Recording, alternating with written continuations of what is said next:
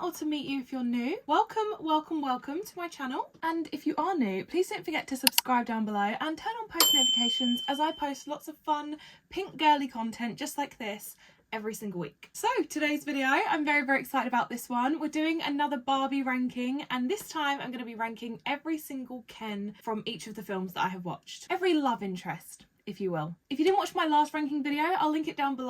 I ranked every single Barbie movie that I have personally watched, which is about 17 out of the 40 films. All of the best original ones, in my opinion. I ranked all of them from worst to best. Feel free to go and watch that and let me know your thoughts as well. What's your favourite Barbie movie? So, in natural fashion in today's video, as I did get a few of you requesting this, I am going to be ranking all of the love interests, the main Ken characters in each of those films. Again, I'm just going to stick to the ones that I've watched because anything from pretty much like 2014 I think onwards, all of the new like Spy Squad and Beach Adventure or whatever it is films, I have not watched. Anything where Barbie is like the new vlogger, that's not my Barbie, so we will be excluding all of that. And also, just like last time, I will be excluding from this official ranking the Ken from the live action Barbie movie, as that's like a separate thing, and also Ken from Barbie Life in the Dream House, because that's a series. But stay tuned though, because I do feel like they deserve an honourable mention at the end. So stay tuned. We have a ranking again of 17 to number 1. There is the odd film where there's like 2 characters and I've maybe just ranked them on the same level, or there's 2 characters in 2 separate films that are basically the same person because they're in the same storyline. You'll see what I mean. We'll get into all of that. Without further ado, let's stop rambling because I have a lot to say. Let's rank these Kens. Also, something I didn't do in my last ranking is I've given myself little mini categories just to make this a little bit more fun, little tiers if you will. We've got 3 little tiers. It goes from sorry who. In other words, you did barely anything that was worth remembering. You're just not a very memorable character in my eyes. I kind of forgot who you was. Then we have okay, I see you. Okay, I see you. So you're not as iconic as the ones in the God tier, but you do something kind of significant in your story to, you know, move it along, or something worth remembering. And finally, which is our God tier, we have marry me. Just, I'm ready. Put a ring on it, okay? Because you are my hubby. I absolutely love you. So let's begin our ranking with the bottom category of sorry who. So coming in at number 17, we have from the Barbie Diaries in 2006, Todd. Now, he's not technically Barbie's love interest in the film, and he's not the one that she sort of ends up with, you know, in the end, and it's alluded to that they're going to get together. He is someone that she actively wants as a love interest, so I decided to include him anyway, and I have a few things to say. To start off, I did actually write a word that I'm not going to repeat on here, but he's not a very nice man, okay? He's something that rhymes with brick. He's a brick.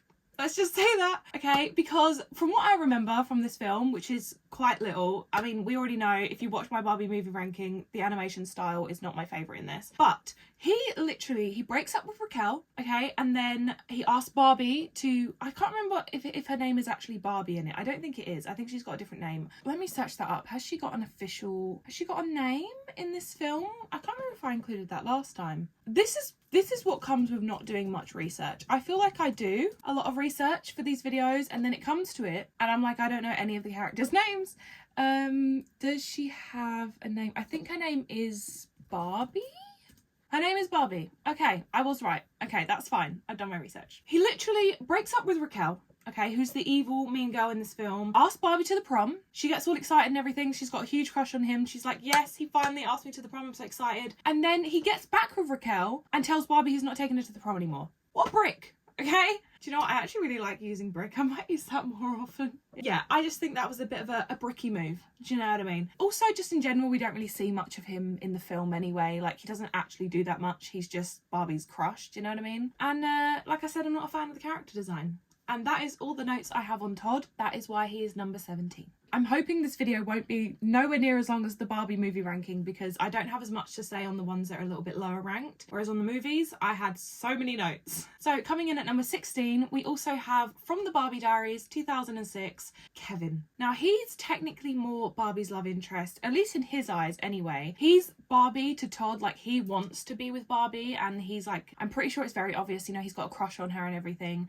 and she's just a bit oblivious and I don't really think she acknowledges it that much. I really should rewatch this film. I'm feeling intrigued now. I should give it a rewatch. But from what I remember, and this is why he's at number 16, is that he's quite creepy, a bit clingy. you know, he's just a bit full on. And he sends her secret admirer messages as well, like leaves them in her locker, I'm pretty sure, like notes, but pretends that they're from someone else. And I'm pretty sure Barbie also talks to him about it, and he's like, oh, I have no idea who they could be from. And she's like, oh, maybe it's Todd. He just feeds into her delusion, even though it's him the whole time. I don't know, they're good friends. I don't know, they're good friends throughout the film, I'm pretty sure, so he should either just make his move or just not get so weird about it. Either way, the only reason he is above Todd in this is because he didn't break Barbie's heart. But yeah, not much else to say. He's number 16. Moving right along to number 15, from Barbie in the Pink Shoes, 2013. This is one of the latest films I think I've watched. We have Dylan. Now, honestly, we don't really get much screen time with him, and I don't think he's actually Barbie's love interest in the film. Kristen is like the main Barbie character. He's not actually her love interest. And she does meet a few guys throughout like the fairy tale realm that she enters with the shoes. But I didn't end up including them because honestly, again, they don't really do much, and they're not technically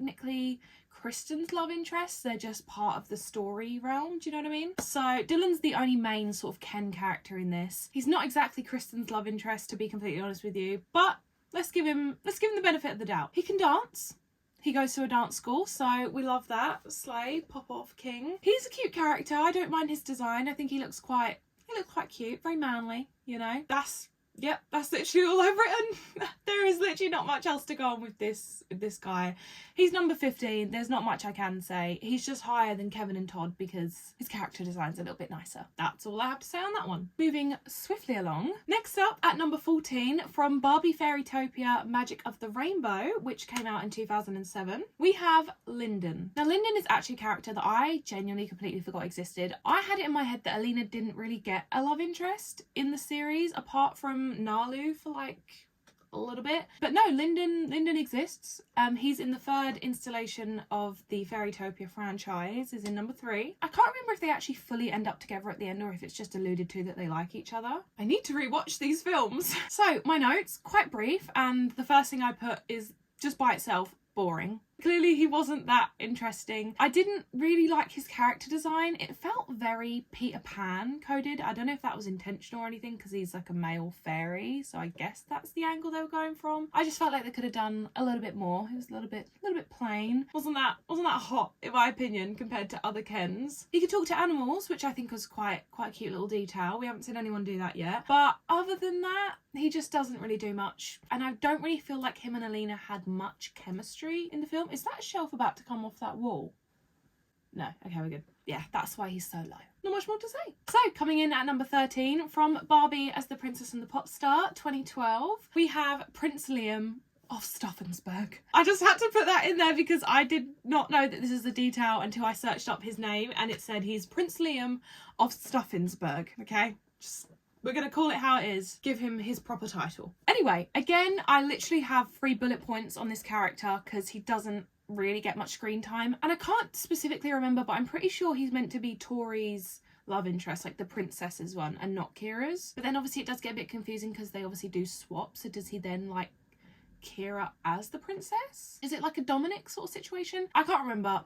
Probably another rewatch of mine. I should do like a full revision of all of these videos once I've rewatched all of the films. That's for a later date. Anyway, like I said, not much to say. He doesn't do much in the film. I do feel like he helps a little bit at the end in getting rid of Kreider, but other than that, he doesn't really do much. Girls literally ignore him. When we first properly meet him, the girls literally run off like giggling and go do their own thing, and we just see him go, I'm Prince Lee,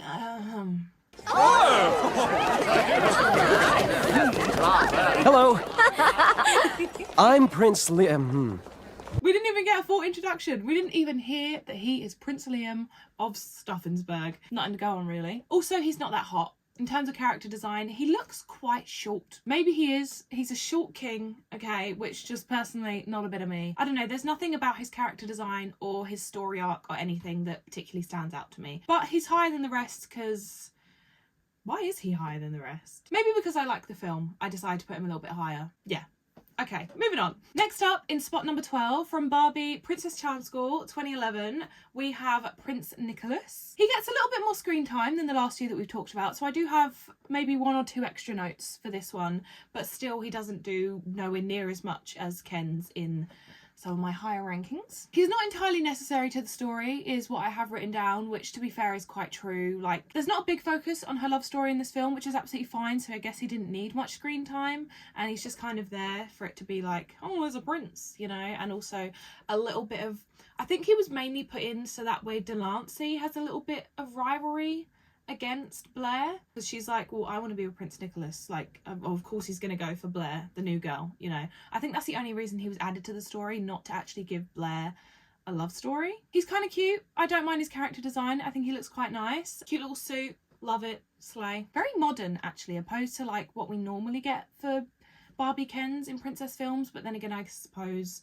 this film is kind of set in a more modern space, so that makes sense. The dance they do is a bit tragic, which is what brings him down a little bit. You know when they're in that dance class and they kind of have their Jeremiah from The Summer I Turned Pretty moment where they just, you know, the song switches up and they do a funky little groove. Just a bit of a lackluster dance. And other than that, I don't have much more to say on him. Yeah, he just wasn't very necessary to the story. Not much to go on. And coming in at number 11, the last ranking of our Sorry Who section is from Barbie as the Island Princess, Prince Antonio. I realise with each ranking I keep saying the film first and then the Ken, so we're going to swap that. I'm going to do the Ken first and then what film they're from. That makes more sense in my brain. So coming in at number 11, the final ranking in our Sorry Who section is Prince Antonio from Barbie as the Island Princess. So again, top of my list in notes says boring, because quite honestly, he really is. Okay, the only reason he is at the top of this section and up a little bit higher than what he probably should be is the fact that he can sing. And not only can he sing very well. Okay, I've said this in my movie ranking, that the only reason Island Princess is quite a good film is because the fact that it's a musical, and I think the songs are really good. Like, that's what makes the film so good. I personally don't think it's that good of a Barbie film in general, but the songs really bring it up, and he sings in this film. I Need to Know is an absolute banger of a song, and he slays it, completely knocks it out of the park. So that is like probably the only thing I really like about this character. His character design is a little bit boring, a little bit lackluster. Again, like Barbie in the film, he just looks really pale and washed out for living on a tropical island, which just doesn't make any sense. Despite the way that his love story goes as well, he traditionally is supposed to be betrothed to Princess Luciana, and then he ends up, is that her name? I'm pretty sure it's Luciana. He ends up obviously falling for Ro. I think he's still really sweet and really respectful towards Princess Luciana, and she then is respectful at the end as well and is like, no, you two deserve to be together. It all works out very lovely. I do think he's quite a nice prince, so I like that. And also, I appreciate that he does stand up for Ro in front of his parents when they're, you know, initially a bit standoffish towards her, and the fact that she was raised on an island and he shouldn't, you know, be wasting his time with her and he should be focusing on the princess. He stands up to them and he's like, no, like, give Ro a chance, okay? You're gonna want to. And yeah, it all works out for the best. I don't think he's anything special. He can sing. That's pretty much all he's really got going for him. So, moving on with the ranking, we are into the next category, which is, okay, I see you. So you did something a little bit more memorable than the last few, but you're still just not iconic.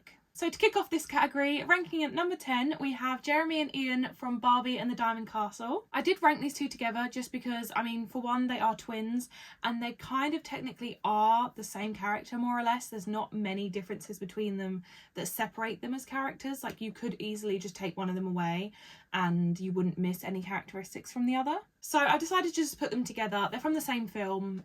It makes sense. So, my notes. Despite what many people think, I actually do think they're kind of funny. They've got that, like, dry, sarcastic humour, which I personally like. You know, the, oh, you're twins. What, really? Mum should have told us. I feel cheated. You're twins? What? No. Really? Mum should have told us. I feel cheated, duped, hoodwinked. I think that's actually really funny. I know a lot of people don't, but I respect that. Coming from a dry humour girly a lot of the time myself, I can respect it. It's funny. Don't see them much as love interests in the film. I know that's technically what they are, but considering Diamond Castle itself, I think should have focused more on female friendship. And I feel like it kind of does to a certain extent. They're just not that necessary to the story, and I've seen a lot of people say that, and I do agree they weren't that necessary. But I do think they're funny. They're The character design is not anything special. It's very background Ken, if you know what I mean. And like I said, they're literally identical, other than I think their clothes is slightly different, which obviously they are twins. I completely get that. But I mean, just, you know, personality wise, like I said, there's not much that separates them. So they do just feel like one character. And I feel like the only reason they made them twins is because there's the two girls and they wanted one for each. Rather than making two separate characters, they just kind of, you know, just made one character and split it in two is all I can think of. Other than the likes of, say, for instance, Barbie Princess and the Pauper, where they had two main girls and they made two separate main boys to fit those two main girls. Whereas in this film, it kind of just felt like an afterthought. Like, oh, they probably need like a male love interest. Here's the rough idea of what we have. We'll just give it to them both. You know, it just felt like it wasn't fully thought out. Regardless though, like I said, I do actually like their characters. I think we got to see enough of them in the film to, you know, build a little relationship with them and, you know, like them as a character. They can sing, they can play guitar, so that's definitely rooting for them. I think they're really funny. And I mean, they do actually end up caring for the girls in the films, and we do see that. And so I do think the love stories make sense. I just wish that they'd separated them a little bit and gave them slightly different personality traits so we could tell them apart, because for the most part I honestly couldn't. And that's all I really have to say on them. They were pretty good. I like their sense of humour, but I feel like they could have had a little bit of extra something each. Moving swiftly along to ranking number 9. Now, I have technically put two characters into one again for this, but they are essentially the same character, and you'll see what I mean. So coming in at number 9, we have Ken. So this is Ken from Barbie: A Fairy Secret and Barbie: A Fashion Fairy Tale. I put them at the same level because technically the Ken is exactly the same, like he's still the same person. They've just got a different scenario in the film, do you know what I mean? I just didn't see any purpose to ranking them separately, considering it's the same person with the same like personality and everything. So now we're actually getting into the characters that I have quite a few more things to say. This Ken is iconic, okay? There is no other word for it. I personally think he's iconic. I think he's really, really cool, especially in the Fairy Secret film, when I think it's the scene where he's like dodging some fairy magic or something, and you get that little hey, la la la la la. I'll insert that here. Hey, la la la. I think it's hilarious. I absolutely love that. He's so sassy with the Fairy Queen. We absolutely love him. I have no complaints with this Ken. His character design is a little bit lackluster and he looks a little bit strange, but other than that, I do think he's really funny. In The Fairy Secret, he stays loyal to Barbie. We absolutely love him. Okay, even when his life, I'm pretty sure, is threatened and he's like forced to marry this Fairy Queen, he's still like, nope, I want to be with Barbie. So we love that. Stay loyal, King. And especially in Barbie: A Fashion Fairy Tale as well, the journey that he makes to get to Paris, to tell Barbie that that voice note that Raquel had set up was fake. Instead of, I can't remember, I really need to rewatch this one, because why doesn't he just get a direct plane? Does something happen with the plane? I'm pretty sure. Because I feel like at one point he is on a plane and he like turns to like the kid next to him and makes that like face, and the kid starts crying and he's like, ah. I think that's another funny moment as well. This Ken he's got a few quirks. A grand gesture.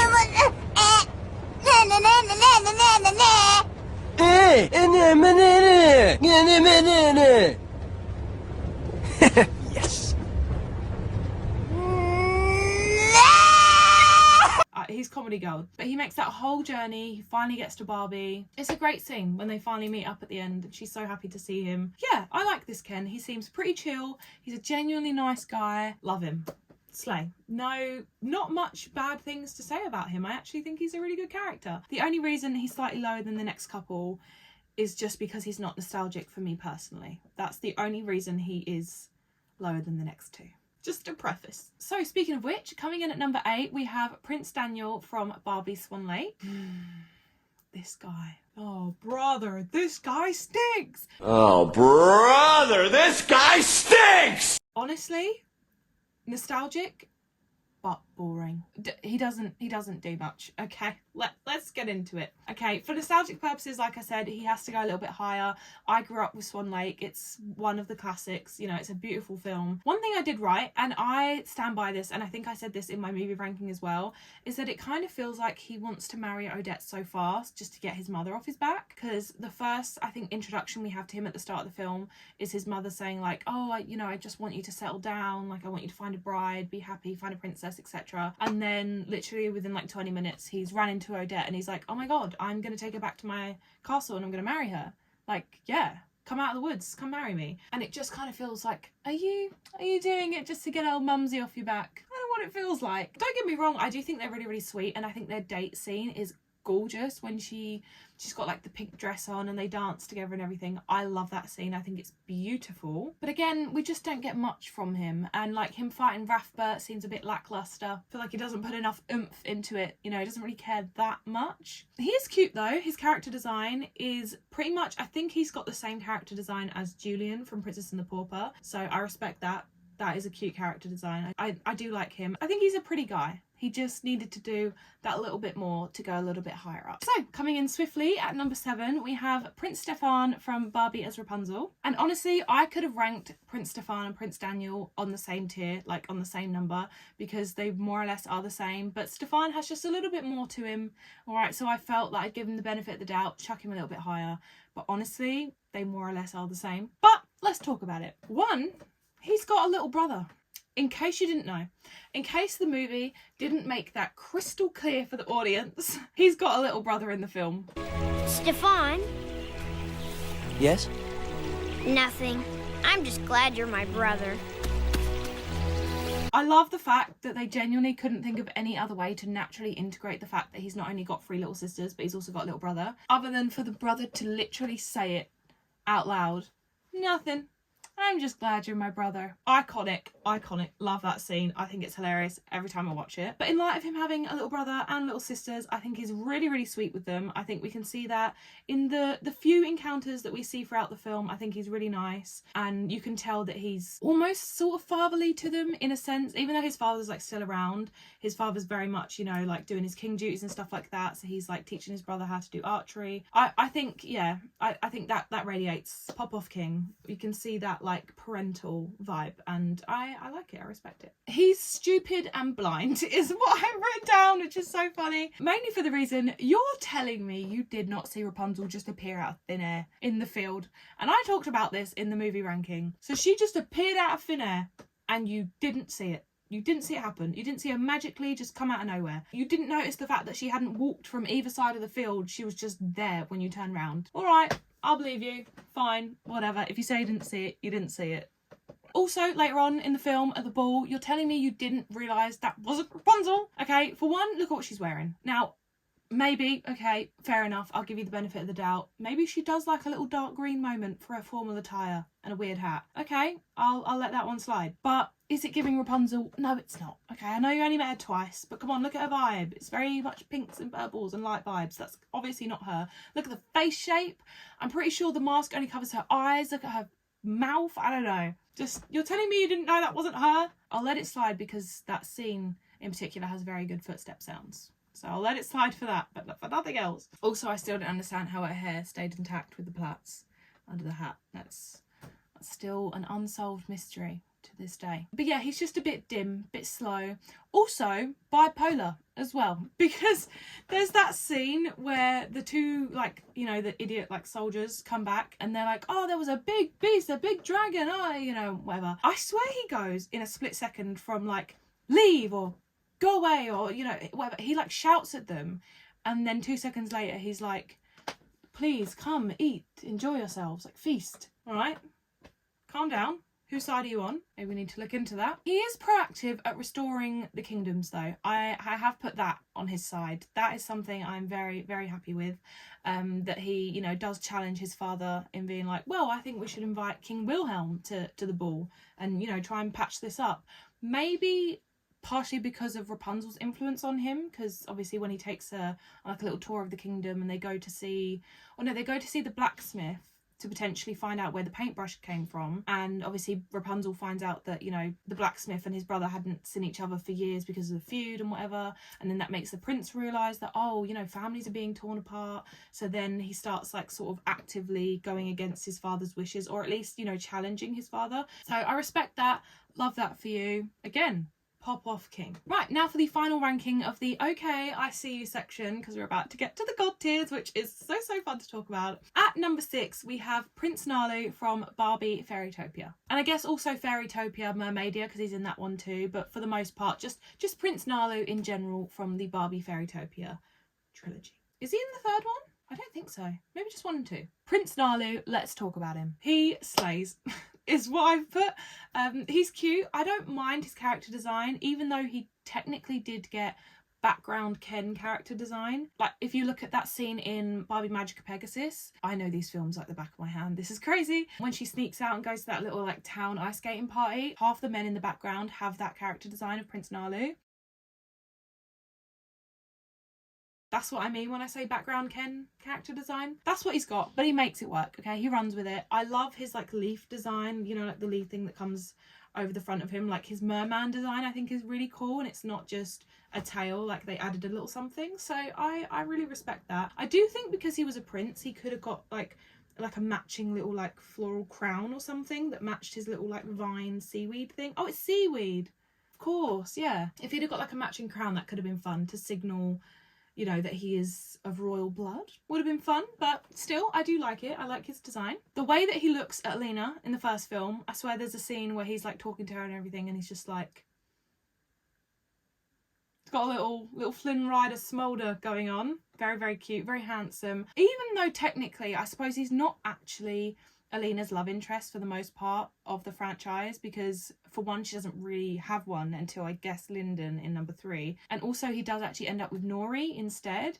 I don't know why they did that, because they really set it up in the first film that like those two are kind of flirting with each other and like instantly, you know, have like a little connection and like each other and everything. But then in the second film they just kind of ditched that, and Alina's like, no, we're friends, and Nalu's like, yeah, of course we're friends, I like you, Nori, I always have, we're gonna be together. And like it makes sense that obviously then the mer people end up together, because obviously Alina's gonna go back to being a fairy, so it wouldn't make sense that she's with Nalu. But why set it up if you're not going to carry it on? Do you know what I mean? So he's not technically a love interest, but I wanted to include him because he is the main guy in Fairytopia. Also, ow, just realised I burnt my thumb this morning on my straighteners, and it's a little bit tender there. If I burnt off some of my fingerprint, can you do that? I think I have. Anyway, more about Nalu. He's sarcastic and funny, which I respect, especially in number 2. He gets a lot more screen time in that one, and we get to see a little bit more of him with Fungus, which... some of the best scenes in that film, okay? The leftaroo scene, if you know, you know, is so funny. When Fungus goes, something's not right here. And he goes, well, of course it's not right. It's left. Lefting, leftaroo. Something's not right here. Of course it's not right. It's left. Lefting! Leftaroo! Stop! Iconic. I quote that all the time. I think it's great. He's really, really funny. Also, love the fact that he literally meets Alina for, what, like a split 2 seconds in the first film and instantly helps her. No questions asked. Slay. Okay, now we are finally getting to my favourite part of the video, the top tier marry me section, where all of these Kens I would happily take in a heartbeat. No questions asked. Absolutely love them. These are some lovely, lovely Kens, and I think they did really well. Character design, personality, love story, everything with these next 5 is done beautifully. I have barely any bad notes, if any, with the next 5. Let's talk about them and see if you agree. So, coming in at number 5, we have Prince Eric from Barbie in the Nutcracker. He is the original Ken from the first Barbie film, so he had to get one of the top 5 spots. It was just a non-negotiable, okay? Even though I didn't put the Nutcracker film in the top 5 of my movie ranking, that's because the movies, it's a little bit different. There's more to talk about there, you know. But in terms of just the Ken himself, Prince Eric, he slays. He had to come in at number 5. So, for one, which I know is very widely agreed by a lot of people, he's hot not only as a Nutcracker, but as a Ken, like human himself as well. Like, both versions are hot. If anything, he might be hotter as the Nutcracker. I've seen a few people say, and I do agree. He's cute. I like the character design for both versions of him. I like the mustache on the Nutcracker. I don't know what it is. It's kind of slay. Maybe they could have kept it for his... Nah, actually, that wouldn't have worked for a Ken, would it? That would have looked really odd if he had a moustache. Because then they would have been maybe tempted to keep that throughout the rest of the Kens. Imagine imagine if like Julian had a moustache. I'm going off on a tangent. Anyway, he's a terrific dancer. Let's not lie. Okay, the official original Barbie film, the ballet, the Nutcracker, he of course had to be a fabulous dancer, but he is. I love the grand pas de deux at the end. The duet between him and Clara is absolutely beautiful. Like, that is cinematic history in my opinion. It's a beautiful scene. Yeah, I love it. That is a true Barbie scene. I love it. He nearly dies as well at one point to literally save the kingdom right before he gets turned back into a human. Like, we realise that he is actually the proper prince all along, which if you didn't kind of notice, was you watching the same film? But still, he literally nearly sacrifices himself in an effort to save his kingdom, even though I'm pretty sure throughout the film he is very misunderstood by his people, and he still relentlessly tries to save them anyway from like the Mouse King. So pop off. Honestly, I know I keep saying that, it's been my go-to phrase at the moment, is pop off king, pop off queen. Love it. But yeah, Eric, he does all he can to save his people, even though they don't really get him for most of the film. And yeah, he literally nearly dies trying to save the entire kingdom. Well done. His revival was very well deserved. I see that. And finally, I wrote that he is quite witty whilst he is fighting. A lot of the times in like the little fighting, like battling scenes, he's like giving out little jibs and jabs and everything, which just adds to his character and just makes him that little bit more funny. I like him. I like a bit of sarcasm. And that's all I have written for him. I honestly didn't write many notes, but I mean, there's not really much to say. He's the OG. That's why he's up so high anyway. And yeah, he's just an all-round stand-up guy. I think he's really, really good. There's no red flags. Okay, moving on. Now these next four, I can talk about until the cows come home, okay? I have a lot to talk about here. It took me a hot minute to settle the final four ranking, or at least definitely the final two was very, very hard to decide who I wanted to put as number one. Even though I kind of had it in my head anyway, still when it came to writing the ranking, I was like, oh, who is better? Who is? But I mean, if you've watched any of my videos before, you probably know the rough order of how this is going to go, but let's just talk about it anyway. So coming in at number 4 of the please marry me section is Julian from Barbie as the Princess and the Pauper.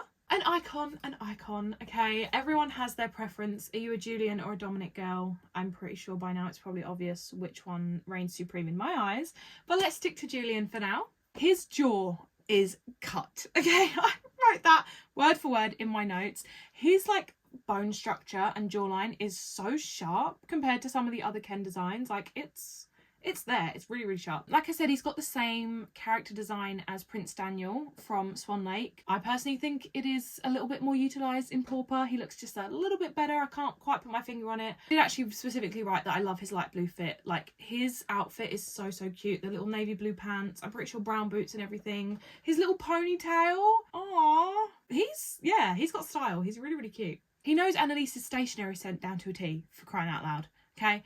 Lilac? No, her stationery is always scented with rose, or whatever he says. Either way, he is so in love with this woman that he knows what scent she uses for her stationery. And I know it's because like she's around him like every day anyway, like he's her tutor.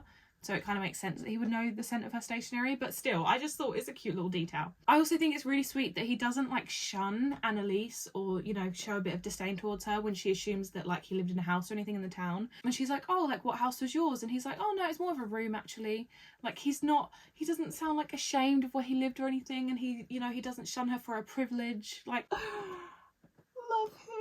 love him. Honestly, growing up, I didn't really like Julian as much as I do now, and it's only I think sort of in the past year that I've found a new respect for Julian. Hearing more people's opinions about him and how much people love him, I'm like, do you know what? I see it and I love him so much more than I ever used to. Do you know, I feel like growing up I might have been a Julian girl. I feel like, I want to say, honestly, when I initially watched the films, maybe I was a Julian girl just because he looked like the typical original Ken and he was with Annalise, who's like, you know, the Barbie character. And then I woke up and I discovered Dominic and was like, wow, I'm never going back. And like I said, over the last year, I've discovered that Julian actually is a stand-up guy. And I do like him. He doesn't do nothing in this film. He's very proactive, so we love that. He's really kind to Wolfie, which I respect. I absolutely love Wolfie. He's another little stand-up little guy. He's so cute. And, you know, he works with him to obviously try and figure out what Preminger's doing, and they kind of work together. He can sing and dance And if you don't believe me, look at the blooper footage that they used to include at the end of Barbie films, which I really wish they would bring back because they were iconic. Do a plie and don't Ever fall. never show dismay.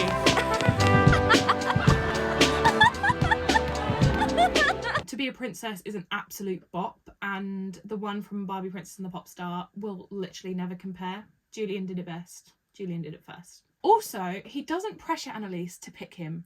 Okay, you know, when, like, obviously it's looming that King Dominic's going to come in and, you know, she's going to have to marry him and blah, blah, blah. And even though he loves her and we know that she loves him too, like, it's all there. And she even makes it obvious when she's like, oh, I'm in love with someone else. And he's like, well, that's obviously me, you know. And it's very obvious that she's talking about Julian to Julian. He still is not like, oh, marry me instead, let's run away together or anything. Never a hint of that whatsoever. If anything, he does lean a bit more toward, like, you know, he then calls her like princess, or he like addresses her quite formally, and she's like, oh, your highness, you normally call me by my name. Even though I don't quite like that, because he's like sticking to the rules, and he really shouldn't. If he loves her that much, he should just tell her. I do like that he doesn't, you know, pressure her to, you know, back away from royalty and pick him. But in the end, they do end up together, so it all works out for the best. I like how he outsmarted Preminger by bringing in Erica, and Preminger being like, I thought that she's supposed to be kidnapped. How the hell is she back? And also when he picks up the Queen's spectacles, and because he's like, oh, if she looks too closely, she's going to notice that it might not be her. So he's like, I'll just grab them as well. He's a sneaky little guy. He's got it well thought out. I like Julian a heck of a lot, and that's why he's at number 4. Also, my guy does not cry when he is told that he's like a rock, you know, unassuming on the outside, so ugly on the outside, but a gem within. Annalise, I love you, girl, but why would you say that? Okay, I get the kind of message behind it. She's, you know, basically saying, like, even though other people just see you as a tutor, I see you as so much more. Why call him ugly? There was no need. There was no need. He doesn't cry. I would have cried. So props to him for that. Moving right along to my absolute favourites. These are the absolute top tier when it comes to Barbie movie Kens, and I'm going to tell you why. So coming in at number 3, we have Derek, sweetheart Derek from Barbie and the 12 Dancing Princesses. Oh, he is an absolute sweetheart. He honestly is. He's gorgeous for one. Okay, the character design there, I think he's quite a unique character design. I want to say they took bits and pieces roughly from like a background Ken and then just added in those gorgeous light eyes and rolled with it. Brown hair and light eyes in a Barbie franchise, as you'll come to realise, is one of my favourites. Yeah, he's an absolute gem. We love him. His outfit is really, really cute. I like the little red accents, and he's got a really cool funny bird. Shout out to Felix the bird. He's really funny as well. They've got like a cute little dynamic duo. Also, we can't mention Derek without mentioning the fact that he makes the world's most beautiful dancing shoes literally ever. Block, Freed, Repetto, guys, take notes, okay? Because Genevieve's dancing shoes are some of the most gorgeous things I think I've ever laid my eyes on, and I'm still yet to find a pair for myself. Like, I want a pair of those. I want them hung in my room. They are so beautiful. Even the ones for all the other girls. I know everyone focuses on Genevieve's, and rightly so. But even everyone else's are equally as gorgeous. He's a good old cobbler, okay? He's got God's trait, do you know what I mean? So, well done. Well done for Derek for getting a career. Also, the fact that even with that career, he trades his horse to get the Queen's goblet back. You know, when that gets pawned, he literally trades the thing that he helps to get himself around, he trades that just to get that back for Genevieve, because he loves her. He plays the flute. Another thing, he plays the bloody flute. Not only can he dance as well, because we know that at the end when he does the duet with Genevieve, absolutely gorgeous. He can dance and he can play the bloody flute, which I thought was a cute little addition. Which I thought was a nice, cute little addition that he, you know, the. I love to think that he's sitting around doing that in his spare time. That's really cute. He doesn't hesitate to help the princesses when they're in trouble. Literally no questions asked. He's straight there to lend a helping hand. Also, when Genevieve's just like casually dancing in their mother's pavilion at the castle, you know, when she's recreating the dance from the night before, he's like got a... Oh, hello. He's got like a firm eye on it. He's just sort of watching from the corner, and then later on in the film he then uses that to obviously then find the princesses in like the magical pavilion and help them get home, all because he was watching her dance and he remembered it as well. All around, Derek is a lovely, gorgeous, swell guy. I think he's absolutely beautiful. He's got a lovely soul. All around, I absolutely love Derek. I think he's a gorgeous, beautiful, stand-up guy, and we need more Dereks, and I would be very, very, very happy if I ended up with a Derek myself. Okay, moving on to the final top 2. Now, when I tell you, it took me, like I said, a hot minute to decide where I was going to put these, but ultimately I do think I've made the right decision 100%, and it would be criminal if I put it the other way around. So let's get into it. So coming in at number 2, we have, of course, Aiden from Barbie and the Magic of Pegasus. This is by no means a surprise to probably anyone. He is very widely renowned as an absolute slay of a Barbie Ken. Okay, let's talk about him. The enemies to lovers trope in this film, as we all know, is absolute god tier. It is done to perfection. I love myself and enemies to lovers anyway, but in a Barbie film, it's iconic. It's absolutely iconic. He's got that like very witty, sarcastic, very like, in my opinion, he is the Flynn Rider of the Barbie cinematic universe, of the BCU, in my not so humble opinion. He's sarcastic, he's witty, and like he's always got some sort of like cool retort to whatever Barbie says. Even from like his first introduction, one of my favourite lines of his is oh, my bear cub.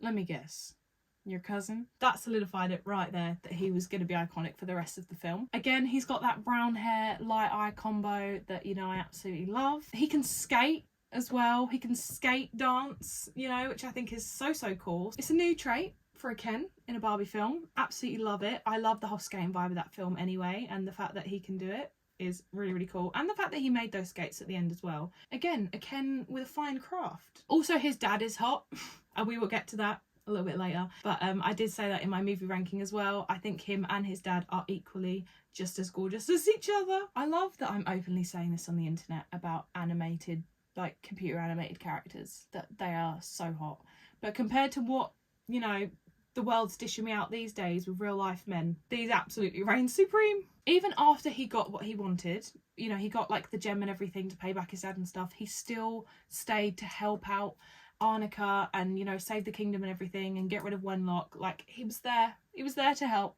We absolutely love it. And even as well, when he knew how much he needed that gem, the reason why he took 2 in the first place was to obviously, you know, pay back a debt and whatever. He still then used it when Arnica's fell over the cliff. He still then used it to, you know, to restore the Wand of Light and obviously help defeat Wenlock. He put Arnica's needs above his. What I really like about his character though is that it's not just like at the end, the big fight, like climax scene, that we get to see him, you know, sacrifice something of his own to help Arnica, to help her cause or anything. He actually does it about halfway through the film, you know, with his sword, when they don't have the ring of love yet, and he's like, oh, we need something for the metal, like I'll burn this, and that's literally the last thing he has to his name, his really finely crafted sword.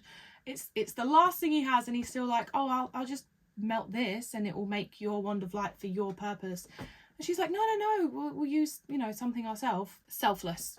Not greedy, which is why he could take the gem, the second one, in the first place, because it wasn't from greed. He's such a stand-up guy. But yeah, it's the enemies to lovers part of this film that makes him absolute top tier. It's his wittiness, his banter, his sarcasticness, like his chemistry with Arnica from the off is off the charts. It is insane. They just bounce off each other so well. They complement each other beautifully. And in the end, when he's got like the crown and everything and he's dancing in like the Cloud Kingdom, is so beautiful. Love that he can dance. I think that's so cool, and that's a little surprising thing that we got at the end as well, because he seems so like masculine, like broody and everything throughout the whole film, and then at the end we see him in like the Cloud Kingdom. So cool. Yeah, I absolutely love him. He was very close to being the top spot because he's so beloved and so iconic. But ultimately I had to put my absolute fave, my hubby, at the top. And if you've made it this far and you've worked out who I have not specifically talked about yet, you probably know who this is. And also, if you followed me on TikTok or Instagram or anything for a while, or even watched my Barbie movie ranking, you 100% know who got the top spot. So without further ado, allow me to introduce you to my number 1 Ken from a Barbie film, absolute Greek god of a man. That is King Dominic from Barbie as the Princess and the Pauper. In case you can't tell, I'm literally beaming right now. Okay, I love this man. I love him. There is not one flaw when it comes to this character. And I will not hear any King Dominic slander at all. Period. I don't want to hear it. There shouldn't be any. There is no reason for there to be any. Let's talk about him. Let's talk about him. So for one, she wrote my hubby. He is husband material. The brown hair and the blue eyes again is a trait in Barbie Kens that just works so well. I myself in real life am more of like a brown hair, brown eye kind of gal. But for some reason with the Kens, blue eyes and brown hair works so well. His hair colour and everything, and like his outfit, like the red and gold complement him all so well. Like everything is working for him. I love his hair shape. I love his outfit. I just, his colouring, everything, just, he's a gorgeous Ken. Okay, the animators on that film knew what they were doing. He's a very respectful gentleman, which is so refreshing to see. We love him. Him like coinciding with Julian, like they just work perfectly in this film. I think they're a really good duo, and especially that scene as well where they like both get on the horses from either side. Can't get away. He won't get away.